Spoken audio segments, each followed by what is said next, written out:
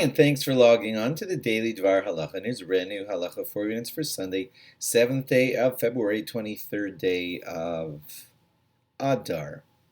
Now, what I want to do is just for one day here, give you a list of some kitchen items that might need tevila, might need to be dipped in the mikvah if you buy them new.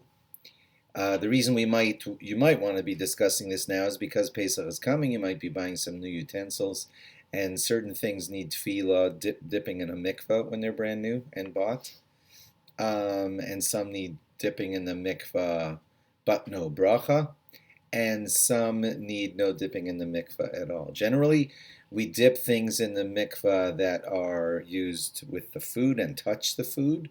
Generally, we do tevila with a bracha on utensils that are metal, and some other materials we do tevila, but without a bracha. So here are some common kitchen items. This list comes to me from Halachically Speaking, a very reputable source.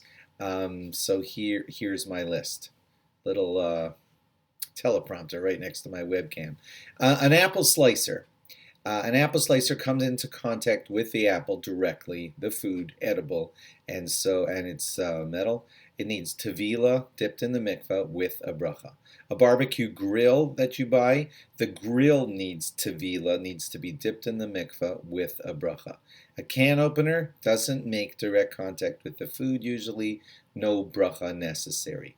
A chopper, things for chopping the food, touching food, that's edible, so when it's edible, so it needs tevila with a bracha. A cookie shaper, now that's often coming into contact with the food when it's not yet edible. There are different opinions amongst the rabbis. Some suggest that you do tevila on your cookie shapers, but without a bracha. You might want to discuss that one with your rabbi. Corkscrews, brand new corkscrew, you do not need to dip it in the mikvah. Crock pot insert that is ceramic should be dipped in the mikvah, but no bracha. If you have a crock pot insert that's metal, it needs to be dipped in the mikvah with a bracha. Cutting boards, no tevila necessary. They are usually wood or plastic.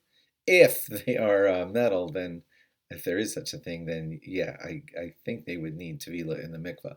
A grater needs to be dipped in the mikvah with a bracha. A hot plate doesn't come directly into contact with the food, and so it needs no dipping in the mikvah. Any specifics on this? You may want to discuss this with your rabbi, but again, the general rule is you would dip in the mikvah things that come into contact with your edible foods. Usually they need a bracha if they're metal, and other materials might need tevila with no bracha, and you might want to discuss them with your rabbis.